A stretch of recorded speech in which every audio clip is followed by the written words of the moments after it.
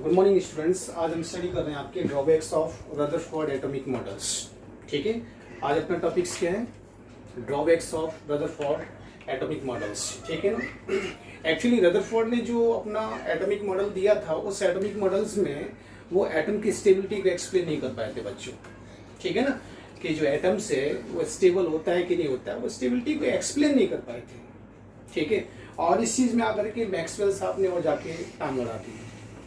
ठीक है ना, जब उन्होंने रदरफोर्ड जब अपना मॉडल जो न्यूक्लियर मॉडल एक्सप्लेन कर रहे थे, उसमें उन्होंने क्या कहा था कि जो इलेक्ट्रॉन्स है वो न्यूक्लियस के सराउंडिंग एक ऑर्बिट में आपकी क्या है, रोटेट करता रहता है।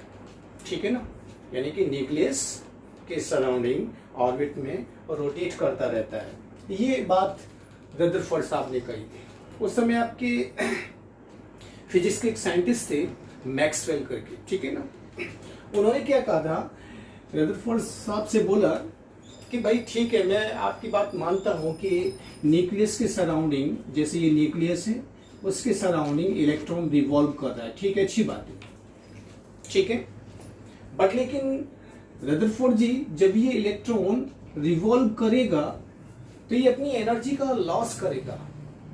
ठीक है, क्या करेगा? ये एनर्जी का लॉस करेगा कंटिन्यूस, जैसे रिवॉल्व करते हुए, जैसे इस ऑर्बिट में इसने रिवॉल्व किया, जैसे ही एक सर्किल पूरा हुआ, सेकेंड सर्किल स्टार्ट होगा तो थोड़ी एनर्जी उसकी कम होगी बच्चों, तो उसका ऑर्बिट इस तरह से उठाएगा। ठीक है, और एनर्जी कम होती जाएगी, कम होती जाएगी, इस तरह से और कम हुई और कम हुई, इस तरह से कम होते होते इलेक्ट्रॉन फाइनली क्या करेगा, न्यूक्लियस में जाकर के सिंक कर जाएगा, यानी कि न्यूक्लियस में जाके डूब जाएगा। ठीक है, जब न्यूक्लियस में डूब जाएगा बच्चों, तो अब आप बताइए एटम की स्टेबिलिटी क्या हुई? आप तो बोल रहे थे कि एटम में क्या होता है कि जो इलेक्ट्रॉन है न्यूक्लियस के सराउंडिंग रिवॉल्व करता रहता है कंटिन्यूअसली, बट अब यहां तो क्या हो रहा है कि कोई भी चीज अगर मान लो मूव करती है तो एनर्जी का लॉस तो ये तो ऑब्वियसली है, होता है। ठीक है ना, तो यहां पर भी इलेक्ट्रॉन की एनर्जी का लॉस होना चाहिए और इलेक्ट्रॉन न्यूक्लियस में जाकर के सिंक कर जाएगा। तो अब आप बताइए कि स्टेबिलिटी को आप प्रूफ कीजिए कि भाई एटम स्टेबल है कि नहीं है। ठीक है, तो इस चीज को रदरफोर्ड साहब नहीं बता पाए। ठीक है, अब तो कह रहे स्पेरिकल होता है। अभी तो स्पेरिकल आपने माना कि एटम इतना है, इलेक्ट्रॉन रिवॉल्व कर रहा है। अब तो ये इलेक्ट्रॉन जाके जब न्यूक्लियस में सिंक हो गया तो इतना हो गया, स्टेबिलिटी कहां है इसकी? ठीक है, स्टेबिलिटी को ये एक्सप्लेन नहीं कर पाया था, इसका ड्रॉबैक था। ये मैक्सवेल साहब के क्वेश्चंस का जवाब नहीं दे पाया बच्चों ये। ठीक है, नेक्स्ट क्या था आपकी, रदरफोर्ड साहब बोल रहे थे कि इलेक्ट्रॉन लूज एनर्जी कंटिन्यूअसली, तो the observed spectrum should be continuous. जब मान लो एनर्जी का लॉस कंटिन्यूअस करता है ये, तो जो स्पेक्ट्रम इसके जो ऑब्जर्व किए गए थे स्क्रीन पर, ठीक है ना, तो वो भी कंटिन्यूअस ही होना चाहिए, बट लेकिन ऐसा नहीं था। जो स्क्रीन पर स्पेक्ट्रम ऑब्जर्व किए गए थे वो बच्चों क्या थे, डिसकंटिन्यूअस थे। ठीक है, क्या थे वो, डिसकंटिन्यूअस थे वो बच्चों। तो इससे प्रूफ ये होता है कि इलेक्ट्रॉन एनर्जी का लॉस कंटिन्यूअस ना करके किस तरह से करता है, डिसकंटिन्यूअसली करता है। ठीक है, तो इस चीज के बारे में नहीं बता पाए कि भाई डिसकंटिन्यूअस किस तरह से करता है, ये जो स्पेक्ट्रम लाइंस बनी है वो आपके डिसकंटिन्यू क्यों है, ये चीजें एक्सप्लेन नहीं कर पाया बच्चों। ठीक है, तो electron lose energy continuously, the observed spectrum should be continuous, but the actual spectrum consists of well-defined lines of definite frequency, hence the loss of energy by electron is not continuous in an atom. ठीक है, अब spectrum क्या होते हैं? Spectrum क्या होते हैं? आपके एक बैंड होते हैं। ठीक है, एनर्जी के बैंड होते हैं बच्चों। ठीक है, तो ये कुछ drawbacks of Rutherford atomic model है बच्चों आपकी। अब हम स्टडी आगे करने जा रहे हैं आपकी सम इंपॉर्टेंट पॉइंट्स। ठीक है, कुछ इंपॉर्टेंट पॉइंट्स आपकी क्या हैं, जैसे आपका पहला इंपॉर्टेंट पॉइंट है एटॉमिक नंबर। ठीक है, क्या बेटा आपकी एटॉमिक नंबर, जिसको हम Z से रिप्रेजेंट करते हैं। इसका सिंबॉलिक रिप्रेजेंटेशन क्या है, जेड है, ठीक है। एटॉमिक नंबर को हम डिफाइन कैसे करेंगे? The number of protons present in the nucleus is called atomic number of an elements, ठीक है। किसी भी एलिमेंट्स में कितने नंबर ऑफ एटम्स प्रेजेंट हैं, वो उस एलिमेंट्स का क्या होगा बच्चों? एटॉमिक नंबर होगा, ठीक है। तो इसकी डेफिनेशन आपकी क्या कि number of proton is equal to atomic number, okay बच्चों, ठीक है। It is also known as nuclear charge, ठीक है। एटॉमिक नंबर्स को हम क्या बोलते हैं बच्चों? आपकी न्यूक्लियर चार्ज भी बोलते हैं। तो atomic number is also known as nuclear charge, okay. अब मान लो अगर हमें atomic number for neutral atom, ठीक है, तो न्यूट्रल एटम के लिए एटॉमिक नंबर क्या होगा? कोई भी एटम न्यूट्रल है बच्चों, ठीक है ना, उस पर कोई भी चार्ज नहीं है, जैसे ना तो पॉजिटिव है ना ही नेगेटिव है, वो न्यूट्रल एटम है, तो उसका एटॉमिक नंबर क्या होगा? तो एटॉमिक नंबर क्या होता है बच्चों? Number of protons present in a neutral atom, ठीक है, या फिर number of electrons present in a neutral atom क्या होता है? एटॉमिक नंबर के इक्वल होता है, ठीक है। या तो आप इलेक्ट्रॉन से कंपैरिजन कर दीजिए या फिर आप प्रोटॉन से कंपैरिजन कर दीजिए, ठीक है। लेकिन कंडीशंस क्या है कि एटम क्या होना चाहिए? न्यूट्रल होना चाहिए बच्चों, ठीक है। तो for neutral atom atomic number of an elements is equal to number of protons या फिर number of electrons present in atoms, ठीक है। तो ये बच्चों आपकी न्यूट्रल एटम के लिए एटॉमिक नंबर्स का डेफिनेशंस। अब आपको दे दिया जाए कोई चार्ज एटम दे दिया जाए, ठीक है, चार्ज एटम दे दिया जाए और आपसे पूछा जाए कि भाई इसका एटॉमिक नंबर्स क्या होगा, ठीक है, ओके। या फिर आपसे पूछ लिया जाए नंबर ऑफ इलेक्ट्रॉन्स कितने होंगे इसके अंदर, ठीक है। चार्ज एटम्स का अगर एटॉमिक नंबर पूछता है तो सिंपल सी बात है, नंबर ऑफ प्रोटॉन्स, ठीक है। चार्ज एटम के लिए एटॉमिक नंबर्स, ठीक है, equal to number of protons. अब हम इलेक्ट्रॉन से कंपैरिजन नहीं करेंगे, ठीक है, ओके, क्योंकि किसी भी एटम पर चार्ज जब प्रोड्यूस हो रहा है पॉजिटिव और नेगेटिव, किसकी वजह से हो रहा है? या तो इलेक्ट्रॉन का एडिशन हो रहा है या इलेक्ट्रॉन का लूज हो रहा है, ठीक है, इलेक्ट्रॉन लूज हो रहा है, ठीक है, या तो इलेक्ट्रॉन गेन कर रहा है या फिर इलेक्ट्रॉन का लॉस कर रहा है, तभी किसी भी एटम पर चार्ज प्रोड्यूस होता है, ठीक है बच्चों। तो चार्ज एटम्स के लिए एटॉमिक नंबर कैलकुलेट करने के लिए बच्चों हम कंपैरिजन नंबर ऑफ इलेक्ट्रॉन से नहीं करेंगे, सिर्फ किससे करेंगे? नंबर ऑफ प्रोटॉन से। क्लियर चीज, ठीक है। तो नंबर ऑफ इलेक्ट्रॉन्स कैसे निकालेंगे बच्चों? अगर आपको कोई चार्ज एटम दे दिया जाए और पूछ लिया जाए कि इसका नंबर ऑफ इलेक्ट्रॉन बताइए, ठीक है, तो इसके लिए एक फॉर्मूला है, सिंपल सा फॉर्मूला है। और वो फॉर्मूला क्या बच्चों आपके? वो फॉर्मूला है कि number of electrons present in a charge atom equal to Z, equal to क्या बच्चों? Z minus charge on atom, ठीक है। तो फॉर्मूला क्या बच्चों अपना? नंबर ऑफ इलेक्ट्रॉन अगर हमें कैलकुलेट करना है किसी चार्ज एटम में, तो उसका फॉर्मूला जाता है आपके जेड, यानी कि जेड क्या बेटा? आपकी atomic number minus charge on atom, ठीक है, ओके। तो ये फॉर्मूला हमारा बनता है इसमें, ओके। इसके रिगार्डिंग एक एग्जांपल स्टडी कर लेते हैं तो और चीज क्लियर हो जाएगी हमारे। एक क्वेश्चन दिया हुआ बच्चों आपकी, if number of protons in x minus 2, ठीक है, x कोई आपकी एटम या एलिमेंट्स है, ठीक है, चार्ज एटम से ये।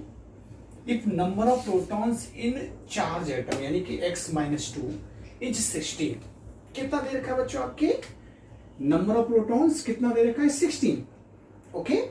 और नंबर ऑफ प्रोटॉन किसके इक्विवेलेंट होता है? एटॉमिक नंबर के, ठीक है ना, एटॉमिक नंबर्स के इक्विवेलेंट होता है। तो आपको एटॉमिक नंबर्स मिल चुका है, यानी कि z की वैल्यू मिल चुकी है बच्चों, ठीक है। अब हमसे पूछ क्या रहा है? तो then the number of electron in x minus 2 will be, यानी कि चार्ज एटम में नंबर ऑफ इलेक्ट्रॉन्स पूछ रहा है बच्चों से। तो जस्ट रिसेंटली हमने एक फॉर्मूला स्टडी किया है कि किसी भी चार्ज एटम में अगर हमें नंबर ऑफ एटम्स कैलकुलेट करना है तो फॉर्मूला क्या होता है बच्चों? आपका क्या होता है? Z minus number of charge on atoms, ठीक है ना। तो देखिए नंबर ऑफ इलेक्ट्रॉन कैलकुलेट करने के लिए क्या करेंगे, जेड कितना है अभी आपने बताया 16 होता है, ठीक है 16 रख दिया हमने बच्चों यहाँ पर, ठीक है। और माइनस चार्ज ऑन एटम कितना है, एटम के ऊपर चार्ज कितना है -2, तो यहाँ रख दिया -2, ठीक है। तो माइनस माइनस प्लस हो गया, ओके। तो 16 और +2 यानी कि 18, तो हमारा आंसर जाता है 18, यानी कि नंबर ऑफ इलेक्ट्रॉन्स कितने होंगे x -2 में, 18 होंगे बच्चों, ओके। तो इस तरह से आपकी कोई न्यूमेरिकल सॉल्व होता है। नेक्स्ट आपके इंपॉर्टेंट पॉइंट्स में आता है मास नंबर, ठीक है। क्या आता है बच्चों आपके मास नंबर, और मास नंबर को हम बच्चों रिप्रेजेंट करते हैं आपके ए से रिप्रेजेंट करते हैं, ए सिंबॉलिक रिप्रेजेंटेशन है बेटा इसका, ठीक है ए से।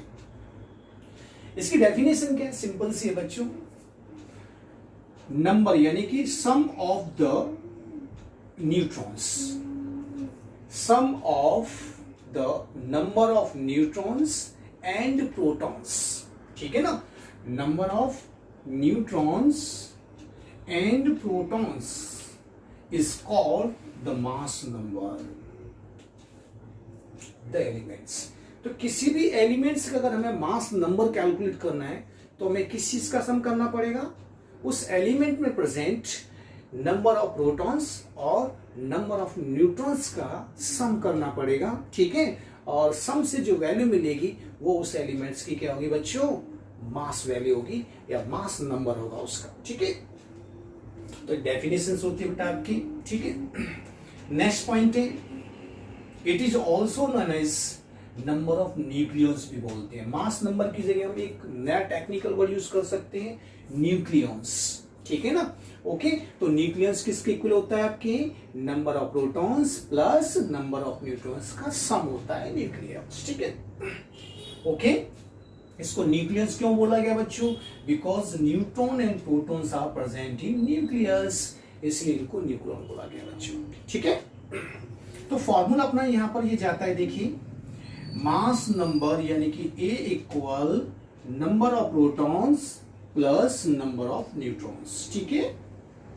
मास नंबर को A से रिप्रेजेंट कर दिया हमने बच्चों, यहाँ पर नंबर ऑफ प्रोटॉन्स की जगह P रख लीजिए या फिर Z रख लीजिए, ठीक है। नंबर ऑफ प्रोटॉन्स इक्वल क्या होते हैं, नंबर ऑफ एटॉमिक नंबर्स होता है, ठीक है, एटॉमिक नंबर होता है यानी कि Z रख सकते हैं, प्लस न्यूट्रॉन, तो इस तरह से आपका ये फॉर्मूला बन गया A equal Z plus N, ठीक है।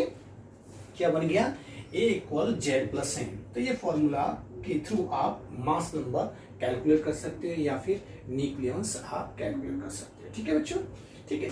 देखिए किसी भी एलिमेंट्स को, किसी भी एटम्स के एलिमेंट्स को रिप्रेजेंट करने का आपके पास ये तरीका होता है, ये देखिए, ठीक है। एक्स यहां पर क्या है बच्चों आपके एलिमेंट्स है या फिर उस एलिमेंट्स का एटम है, ठीक है। और ये इसका सबस्क्रिप्ट पार्ट है जहां पर मैंने जेल को रिप्रेजेंट किया है, और ये ए है वो सुपरस्क्रिप्ट पार्ट में होता है, ठीक है। तो जेल जो सबस्क्रिप्ट पार्ट में है वो उस एटम के एटॉमिक नंबर को शो करता है, और जो ए जो कि सुपरस्क्रिप्ट पार्ट में है वो उस एटम के मास नंबर को रिप्रेजेंट करता है। तो किसी भी एलिमेंट्स को रिप्रेजेंट करने का तरीका ये है बच्चों, ठीक है, जेड एक्स ए इस तरह से, ओके, ठीक है। तो ये रिप्रेजेंट करने का तरीका बनता है बच्चों आपके।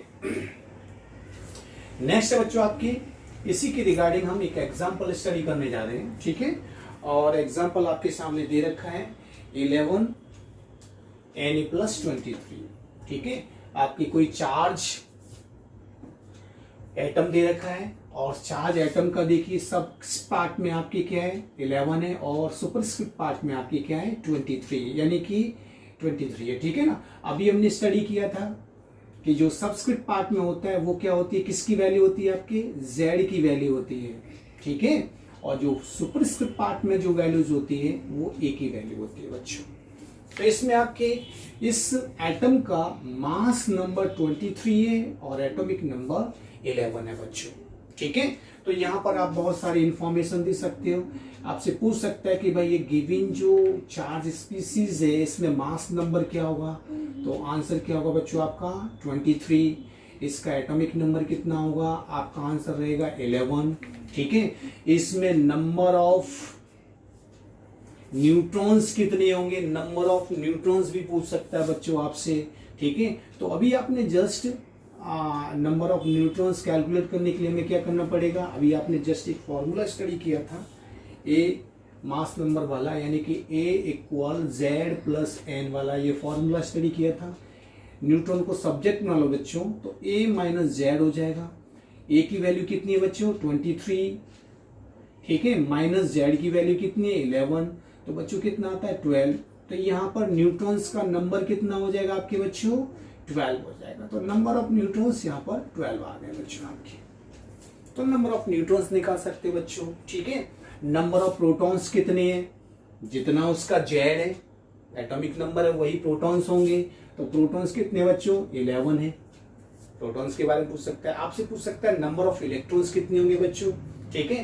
तो नंबर ऑफ इलेक्ट्रॉन्स अगर आपको कैलकुलेट करना है तो फॉर्मूला कौन सा लगाओगे बच्चों आप, Z minus charge on atom,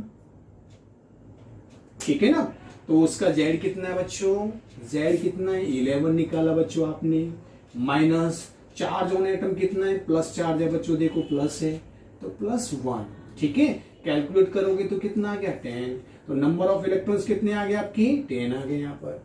तो इससे बहुत सारी इंफॉर्मेशन दे सकते हो, ये भी बताया हमने Z, N और P और इलेक्ट्रॉन्स, ठीक है बच्चों। तो ये कुछ आपके सम इंपॉर्टेंट पॉइंट्स थे, कुछ डेफिनेशन थी, ठीक है। Thank you.